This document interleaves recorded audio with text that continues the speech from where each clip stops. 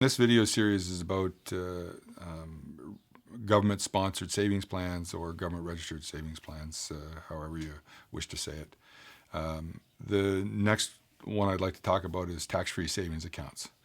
And I've been known to say that this is my favorite one of all, and maybe it's because of the words tax-free, because I like tax-free, and everybody likes to think of having things that are tax-free. So it may explain why everybody has embraced these so readily and rapidly. And it was very good choice of terminology on these things. Now, because they're tax-free, it's hard to imagine anything that's bad about them. If I can put money aside and earn income over time, and then take that money out and not pay any taxes on it, these are all very good elements. In fact, in our tax regime in Canada, it's really almost impossible to earn income that isn't taxed in one way or another. To most of us, the only place we got truly tax-free income was for the growth of our personal residences. Now, so I think the important thing about tax-free savings accounts is how do they fit in to everything else I'm doing? Is it still better to have a tax-free savings account versus having an RSP? If I have limited funds to put aside, should I be putting it into a tax-free savings account or should I be putting it in an RSP?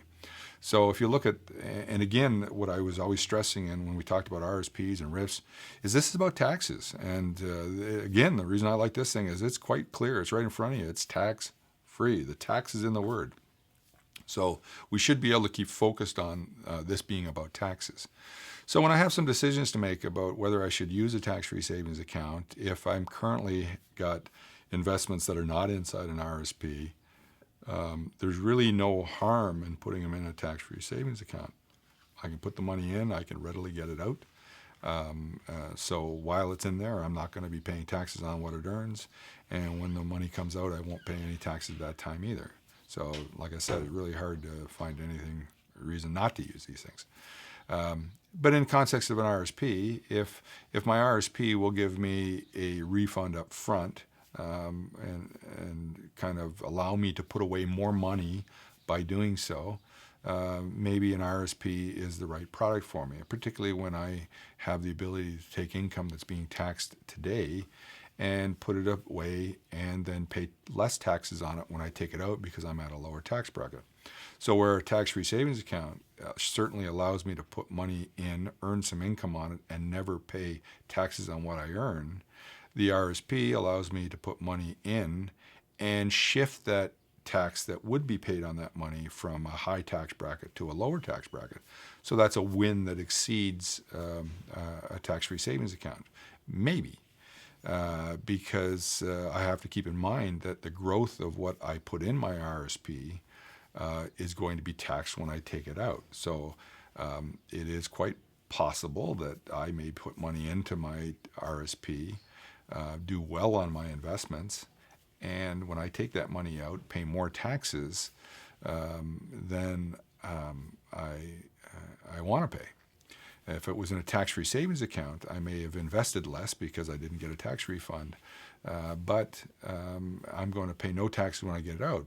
Again, it's really comes down to evaluating within your own context of what your own financial environment is.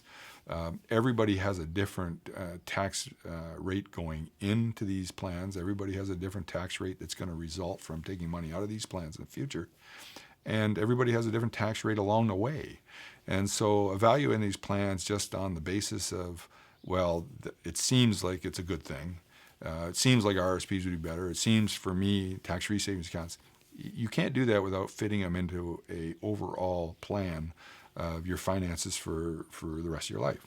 And so to make good decisions in using a tax-free savings account, as well as using your RSP, you need to understand what your tax environment is.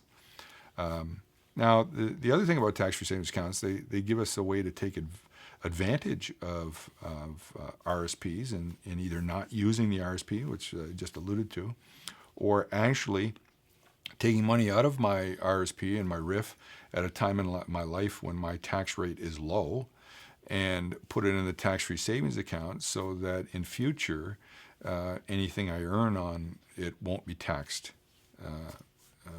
anymore.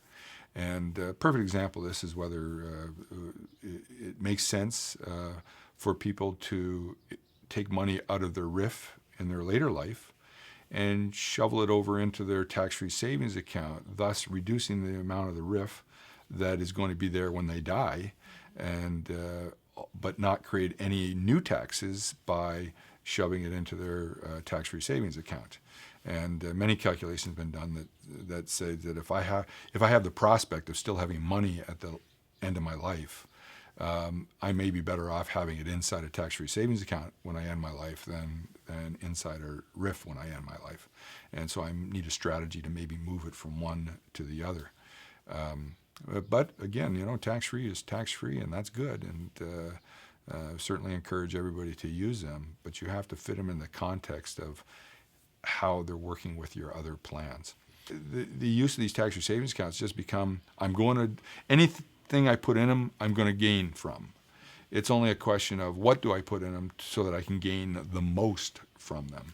And again, how do we decide that without looking at your total affairs and understanding that I've got the opportunity to put some of my investments in an RSP or RIF, some of my investments in a tax-free savings account, or keep some of my investments in neither.